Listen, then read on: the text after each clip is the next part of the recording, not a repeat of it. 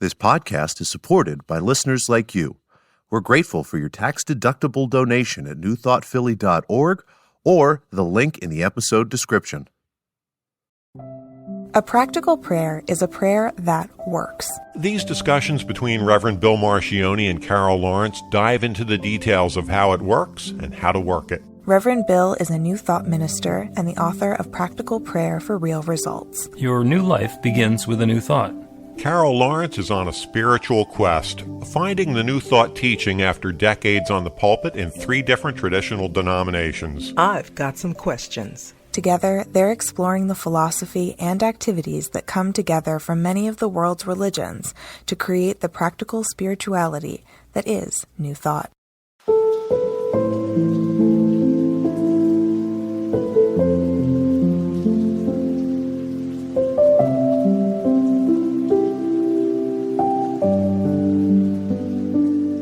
Welcome to the Practical Prayer Podcast. I'm Carol, here with Reverend Dr. Bill Marchioni. Hi.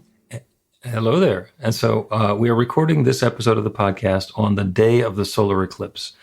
And if you are watching or listening to this podcast in its later renditions, you might vaguely remember that there's a solar eclipse in April of 2024 in North America, or you may not remember that, or you may not care about that. But the reason that we're going to talk about it is because that's kind of the way New Thought works. Things happen and we have an engagement and interaction and understanding of them. And what it means to us actually has some meaning. Yeah. So the eclipse, I remember when I was real little, I don't know, like really in elementary school, I think we had one like this. Mm-hmm. And we weren't supposed to look at the sun, and they were creating all kind of little things for you to use to look at the sun. And it was, I don't remember, it was cones and all kind of stuff, you know. And thing made out of a couple of cardboard boxes that you put your head into. Yeah, this stuff. And I remember being so confused by trying to get it done and the threat of going blind if you don't. If you don't get it right. I remember thinking, like, listen, this is not worth it because I don't have, good eyesight to begin with. I'm nearsighted. So I thought, I don't see good on the best day. I'm not messing with this. I remember being a little kid thinking that. And so now today, I'm thinking, I never saw an eclipse except for a picture, and that's all it will ever be. Depends on how you look at these, the extent that you'll go to be able to see it. That's actually a wonderful metaphor for the way that we engage in the world, because it is possible for somebody's eyesight to be damaged by a solar eclipse. And then there's the voodoo that surrounds that, which is like, if I go outside during a solar eclipse, my vision is going to be damaged. So I should stay indoors. I should hide from it. I should watch it on television. I should make sure that I'm nowhere near the solar eclipse light because there's something evil or malevolent about it. And that's not true. You know what? I didn't know this, but I was reading about it, and it was like a lot of witchcraft, the negative kind of witchcraft, not the good stuff, but the negative kind was all wrapped up in it. And I thought, I can't say whether it's right or wrong because people believe whatever they want. But things, you kind of make it be what you want it to be, it seems. Yep. Yeah, you notice how slow I was about saying that because... Yeah. I remember the same solar eclipse you're talking about when I was a kid. And it was undoubtedly the same one because you were in Philadelphia and I was in North Jersey.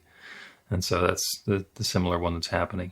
And we built the same contraption in our house so that we could look through the projected image. And it was interesting because you had to make sure that your head wasn't in the way of the picture of the sun.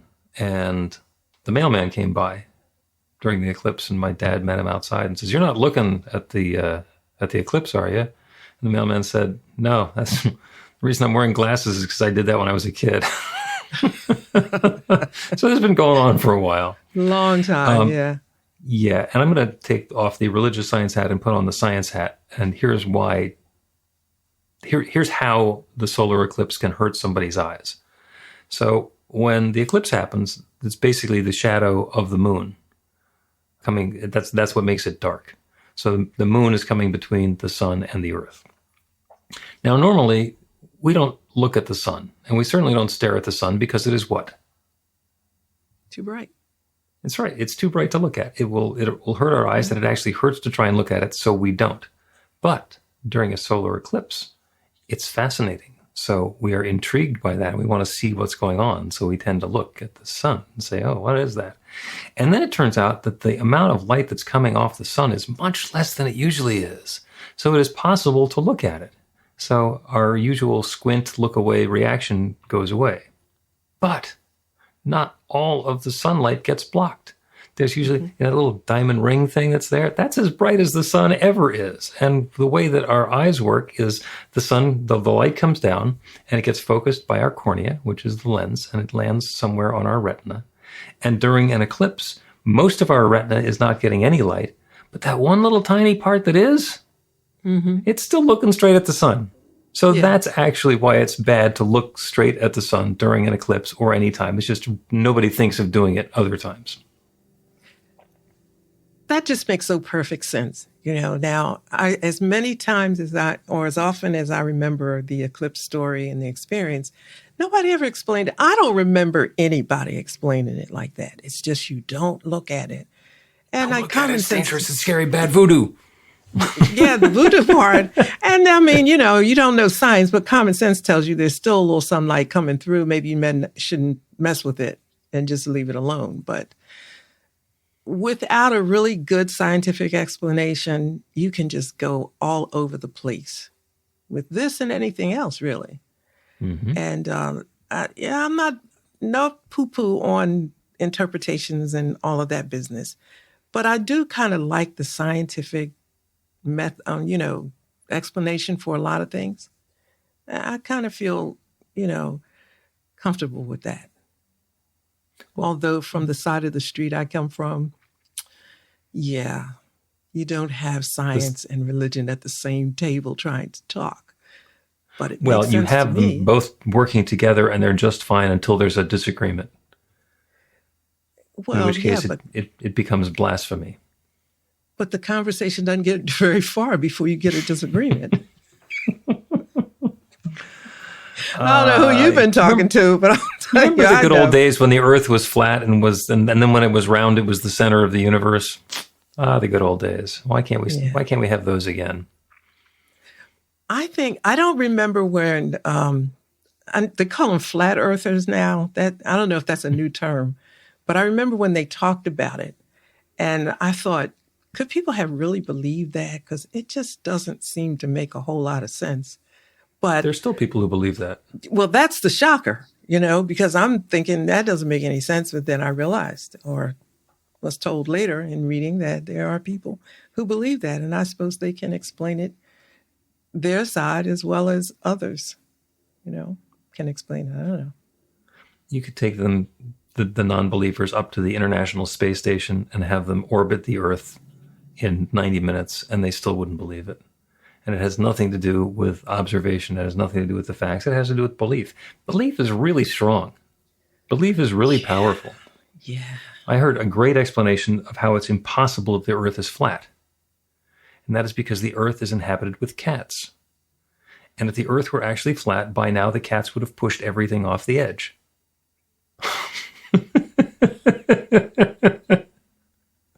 Okay. And that's as likely as anything else. You know what? Everybody knows I hang out at the ocean every chance I get.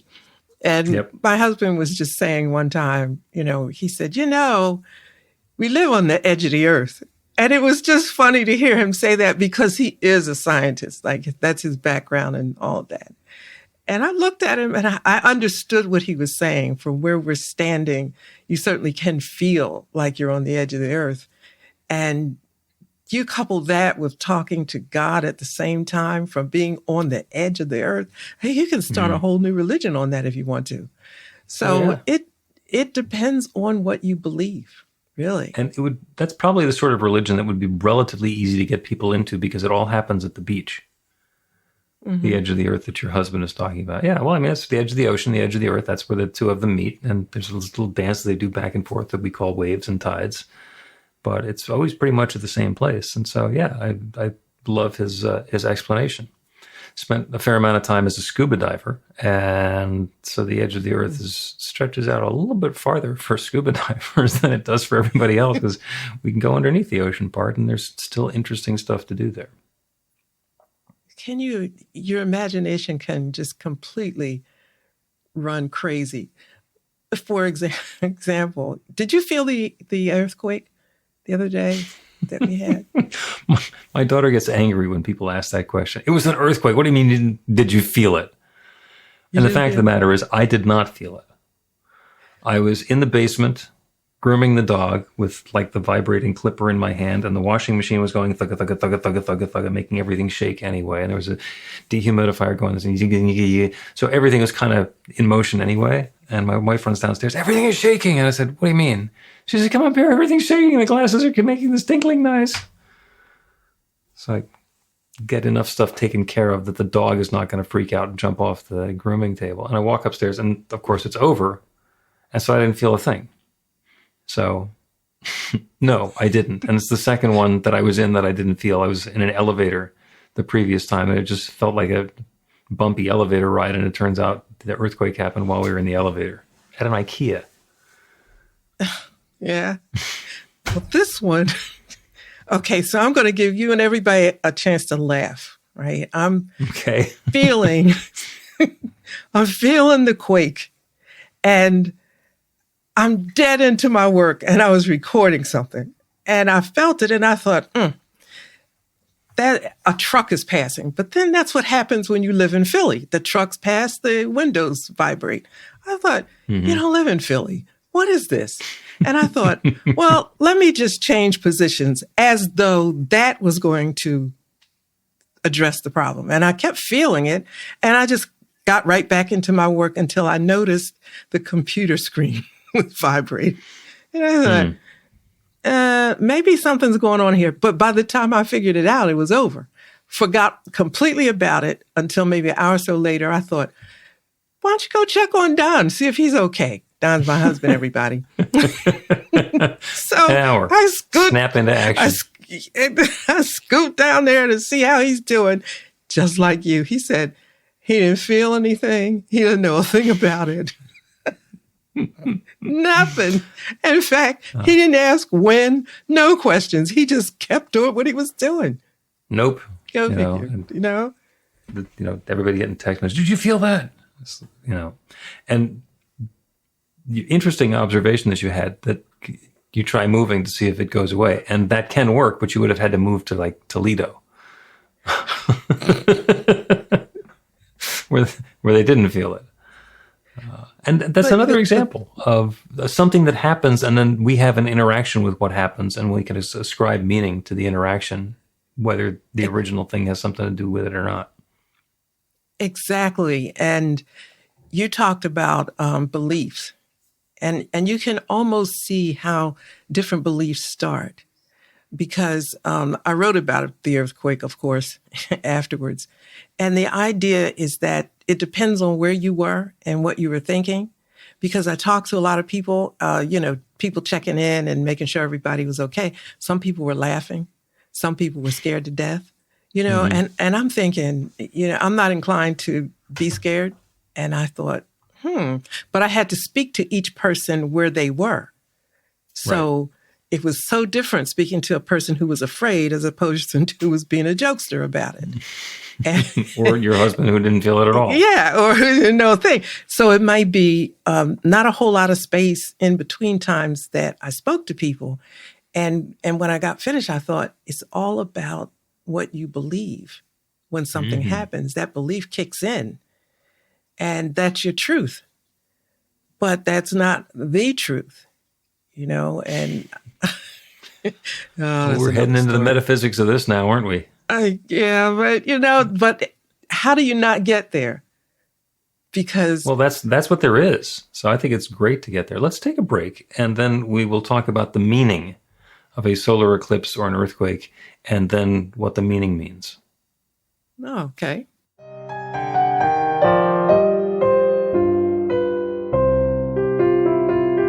It's Reverend Bill letting you know that the Practical Prayer for Real Results class is now available on demand. That's right, you can take it at your own pace, anytime you want. All of the information is at bethelight.com. That's b-the-light.com. You know where to find that stuff. The class is 5 lessons, broken down into 18 modules, and you can take them at whatever pace is comfortable for you. As you work through the process, it starts out with the theory, goes into the practice, there are experiential activities and exercises, and at the end of the program, you will wind up with an understanding of how practical prayer works, and a practical prayer for yourself that will work to create transformation in your life. And as you know, it works for everything. Take a look at the class online at bethelight.com. There's a sample lesson so you can see how the class is going to work for you and then dive in. The great news is it's on sale now. You can register and save $20 off of the regular price. I'm looking forward to seeing you in class.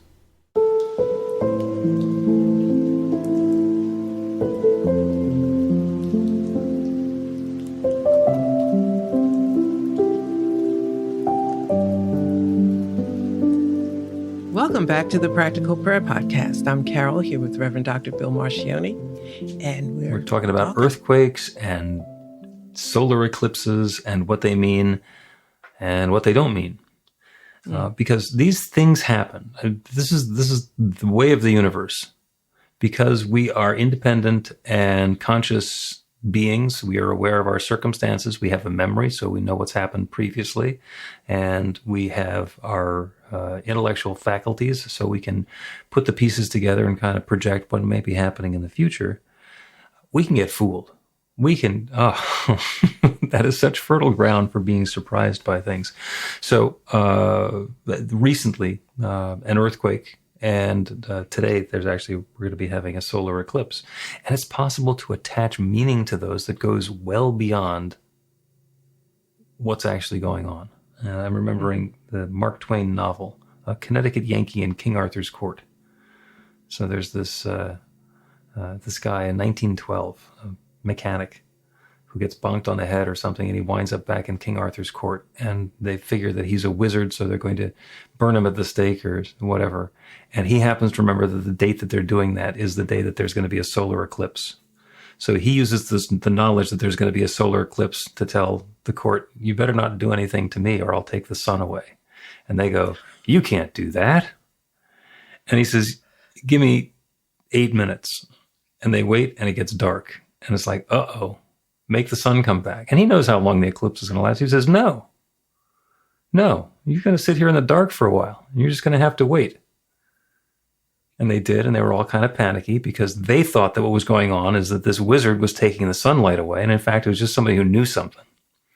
And he said, okay, behave yourselves and I'll let the sun come back. And of course, the shadow of the moon went back past and the light came back. And everybody was completely relieved that the wizard was not using his wizardly power to destroy them. The only wizardly power he had was the knowledge that there was going to be an eclipse that day. Right. Okay. So with that in mind, what does an eclipse mean? Well, if you know it's coming and nobody else does, it means that you have a wonderful opportunity to maneuver the circumstances. And if everybody else knows that it's going to be happening and you don't, then there's a possibility of getting surprised or hoodwinked. An earthquake is different. Nobody knows that it's coming. But then you get into why. Oh, it happened because of the evil people who are living there. It happened because of this political party or that political party. It happened because it's this far from Donald Trump's golf course or that far from where they're doing fracking in northeastern Pennsylvania. You can ascribe any reasons that you want to it and use that to bolster your opinion, to make your side righter. And what's actually going on is the tectonic plates in the earth are shifting. For whatever reason, they're shifting. They do, and they stop.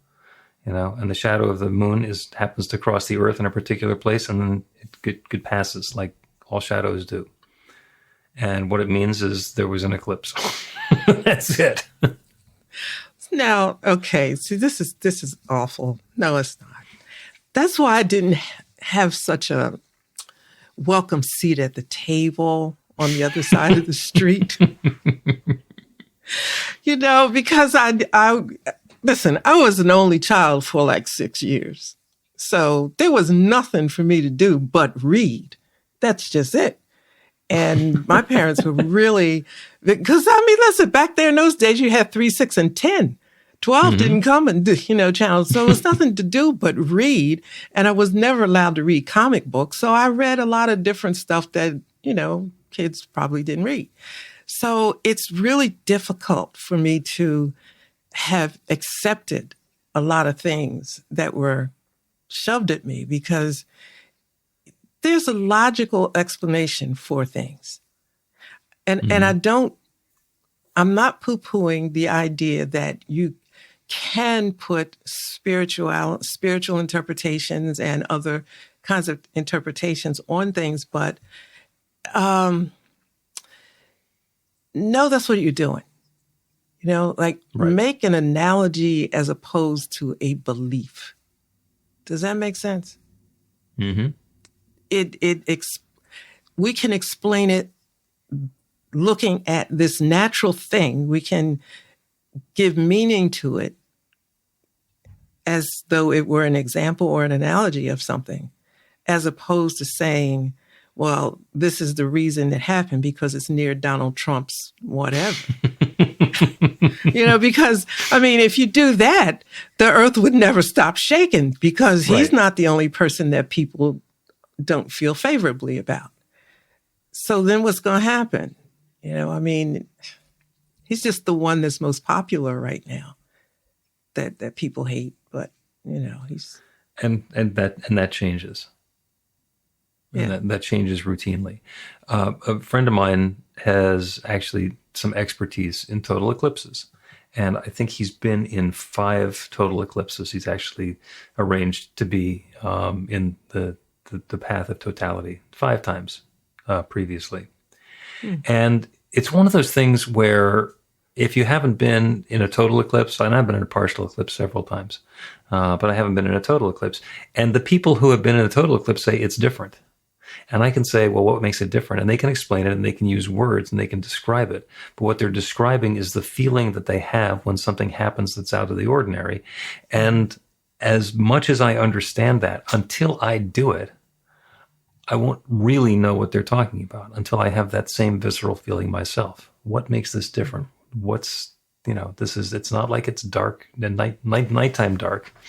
It's eerie dark in the middle of the day. And what does this mean? And it's a personal experience of a global astronomical phenomenon. Mm-hmm. And that's where, to me, the science gets respect. And maybe that's a safe way to put it. And if from the other side of the street, I'll say, listen, I just respect the science. We don't know everything, but what we do know, we should know and not try to unknow it and explore the next thing.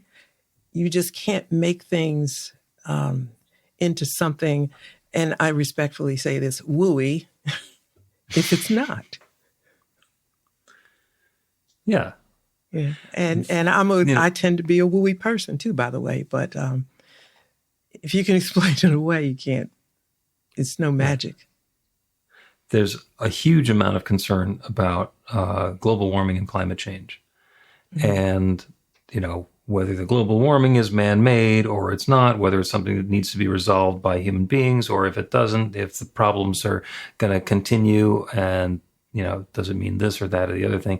And people are taking sides, and a lot of people who are taking sides are the ones who are making a lot of money by messing up the planet, and they want to keep being able to make the money, and they think that the planet will take care of itself. And that's where the disagreements come from. And the interesting part is, and some scientists did this decades ago. The question is, do you believe that mankind is taking more resources out of the Earth's crust than are being replaced? And everybody says yes. So the discussion is about what does that mean? What are the implications? And how long is that going to last? And it's a different conversation. It's because everybody believes that. Everybody believes that. There's a story of when the railroad companies were faced with the automobile. It's like, And some of them wanted to fight the automobile. And there's going to be trucks that are available, and eventually the interstate system, and then there's going to be airplanes. And the railroad companies that did really well are the ones that visioned themselves as transportation companies instead of just as railroads. Because when you put yourself into the box, if I'm a railroad company, then I got to fight everything that's not the railroad. If I make buggy whips, then the horseless carriage is a threat to my security. And if I say, I'm going to make steering wheel covers instead, or automotive upholstery, it's an opportunity to diversify, get into something different, and continue sharing the gifts and the talents that we have, but to do it in a different direction. There is sometimes such a hesitation for an energy company to think of itself as an oil and gas company instead of an energy company. I mean, there are other ways to make energy. And by the way, they all still have a lot to do with taking resources out of the planet and using them for something. They're just not burning them. A little more clever to make solar panels or lithium-ion batteries. And, okay, that discussion comes up in a lot of ways. It's AI now. It's the same thing. And, for a hot minute, I got a little angst about the AI thing because, look, I'm a writer. And now you're telling me that, whatever. But then I thought about all of the evolution of humankind and productivity and all of that. Those things happen periodically. There's going to be something new. That just means that we're progressive. We're moving forward. And this that I thought for a second was threatening me is not threatening me at all. It's a tool that will be useful to a lot of other people who need it. And it's like the computer. That was the devil when it first came. Nothing's going to happen. You're going to go to the devil and it's going to put I won't go into it. But now we can't even imagine life without those little tiny computers called a telephone. So the screens that we get to stare at and waste our life on. Oh, yeah. And so I looked at AI the same way. It's a mark of progression. It's just a movement. And it takes nothing from me. In fact, helps me think a little better sometimes, actually, when I stop feeling threatened. So I agree with you. I'm really resonating with you about seeing something from a positive lens. How can I use this? Because everything is God. I look at AI as a gift. Not only has it been here forever, and we just didn't think of it that way. It's just been stepping forward with a title that's unfamiliar to us. But everything is God. It's a gift that God has given us, an expression of God's intellect. And don't get me started on that. When I thought about that, I said, whoa, this is really good. And that's what made me look at it even more, to see, well, listen, how can I use God in my stuff a little better? Maybe this is a gift to me. So, and there's definitely something there. And we're starting to talk about that on Sunday mornings in our celebration. There are a couple of observations that I have about AI. And the first one is the big thing in AI now is the large language models, where they take lots and lots of data and they feed it into these things and let it cross-tabulate everything and figure stuff out based on other things that have happened. And there are two areas that particularly have me concerned. Now, actually, there are three. One of them is that the people who own the intellectual material that's getting consumed by these large language models, like the New York Times, because they have some authoritative stuff to say, and encyclopedias and dictionaries just get read into these things and used. They say, oh, wait a second. That's copyrighted. And it's not that you can't use it. It's just like we put a lot of effort into making that. So when are we going to get something out of it? When are we going to get credit for it? And that's been just dismissed up until now. The other thing is because they need a lot of data, there's this idea amongst the AI companies that they can use the data that the AI systems have generated as data to feed into the AI systems. Wait a second, you're going to connect your own output to your own input and just let it run itself down a rabbit hole? And the third one is, and as I keep hearing promos for this on companies that are selling their AI technology to companies. Hallucination free. Now, a hallucination is basically what happens when AI gets an idea and then runs with it. And it's something that never had anything to do with truth, but because there's enough other stuff in its database that it convinces itself that it's a good idea, and then that becomes the output that it has. And oh, by the way, if you're training the AI system on its own output, then the hallucinations are just going to get more and more vivid. So all of that stuff comes together so that I, on the one hand, completely agree with you that AI is just another tool. That's another way that this is going to unfold. And if we tap the brakes a little bit and say, what are we actually doing here? Then instead of insisting that the solar eclipse is God's punishment for us, and it's the way of being reminded that all of the good can be taken away from us, and instead say, no, it's just a solar eclipse. It's going to pass. We're in a better position. Well, first of all, you're asking a lot of human beings. Stop, That's me. Slow down and think.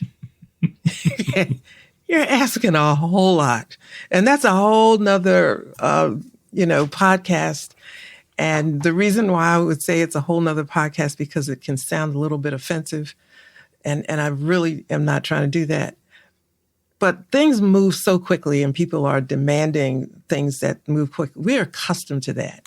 We're not accustomed to slowing down, thinking about the implications of this, that, and the other thing. It will flush itself out, not to say that it's not something to be concerned about, but you are so miles ahead of anybody else being concerned about that. And I'm hearing people talk about the use of it, to me, in a way that lacks integrity and all the rest of that. And I'm thinking, what is wrong with you? Don't you? People don't think, authenticity doesn't matter. It's how you can use it. This is just a really quick story. I was looking at one of the YouTube things where, everybody wants to teach you how to be a millionaire in about 20 minutes. And this one guy produced 30 books. He's an author of 30 books. And I'm thinking, first of all, you ain't been on the planet long enough to have written 30 books. And, sir, I can see there's no genius here we're talking to. And so people are just, eating this up. And I'm thinking, nobody's thinking. But he's smart enough to know that people don't think. And they can just, what are you going to do? You just have to wait until it just flushes itself out, because, just a moment's thought would tell you that this person is not producing 30 books. And then if you look at the books, even on camera, they don't look like they've been properly edited. So, yeah. I spent a fair amount of time in my career doing consulting work. And there's a tongue-in-cheek comment that consultants had, which is, if you're not going to be part of the solution, there's good money to be made by prolonging the problem.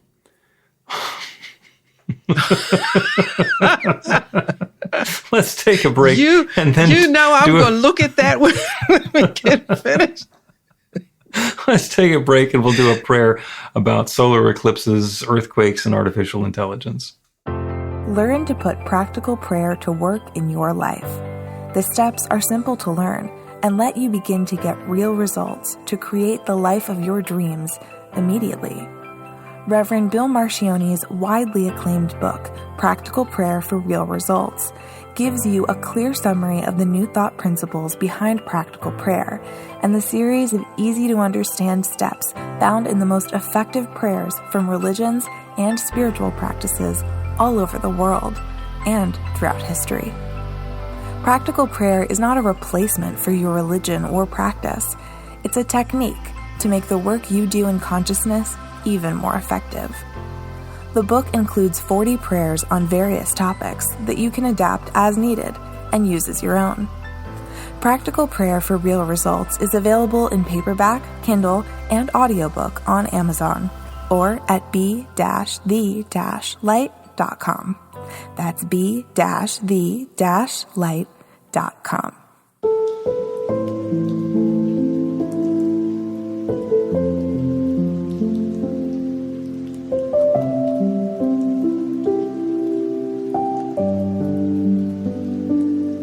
Welcome back to the Practical Prayer Podcast. I'm Carol, here with Reverend Dr. Bill Marcioni.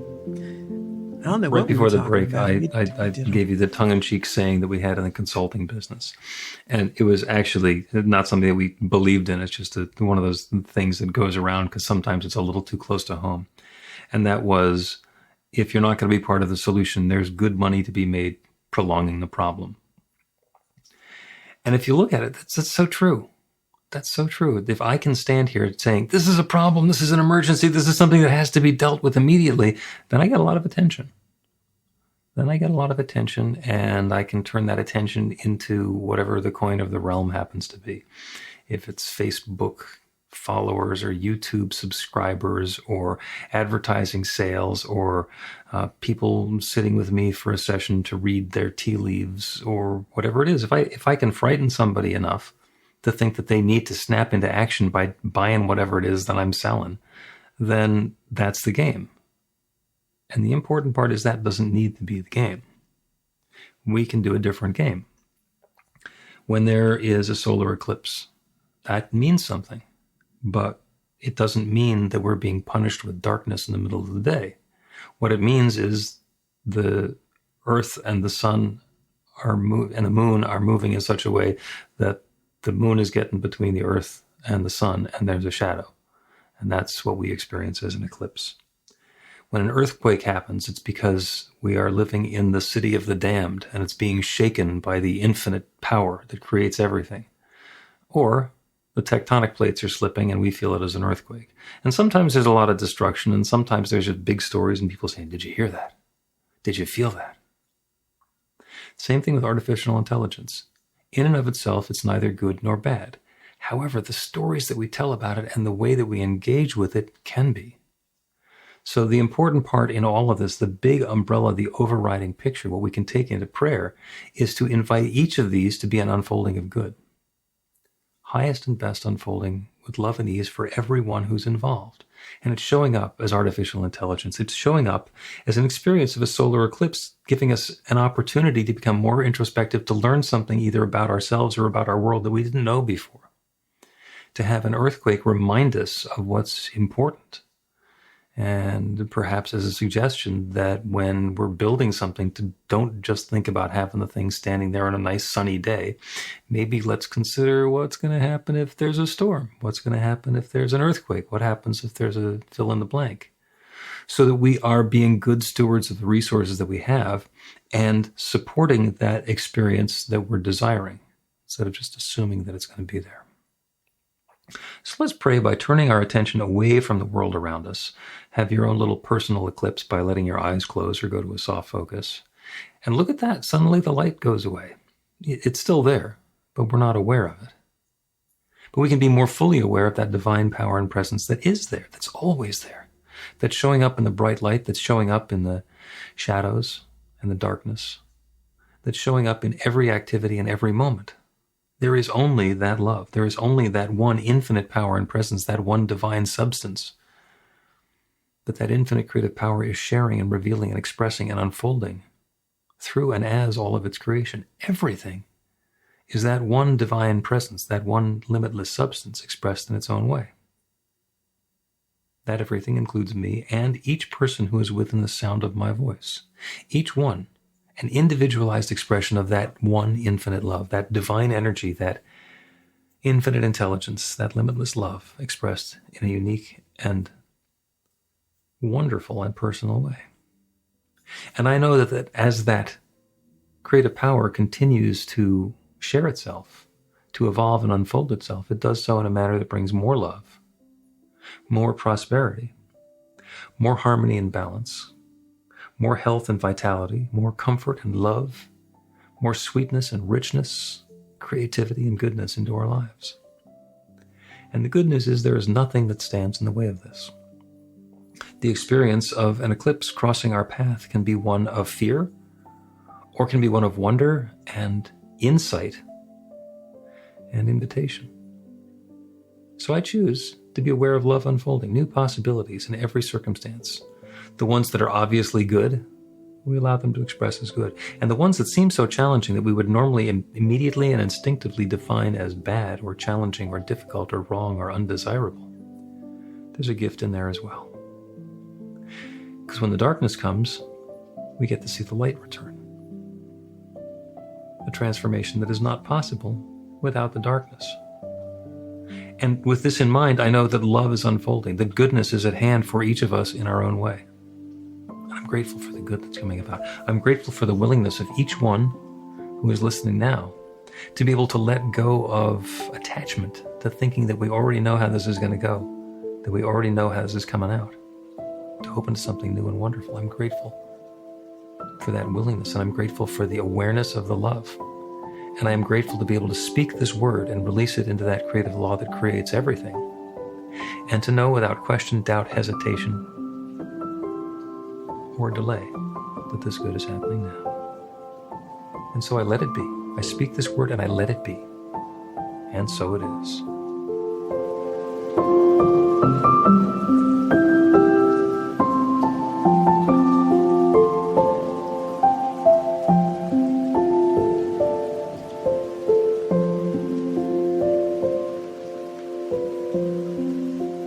The Practical Prayer Podcast with Reverend Bill Marcioni and Carol Lawrence is a production of BeTheLight.com. be-the-light.com. Where you can find more information about practical prayer for real results. Our theme is by Music of Wisdom.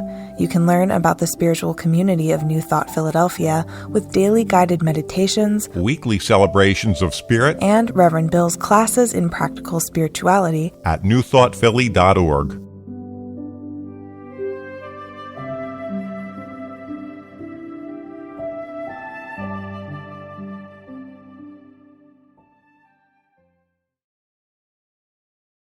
This podcast is supported by listeners like you.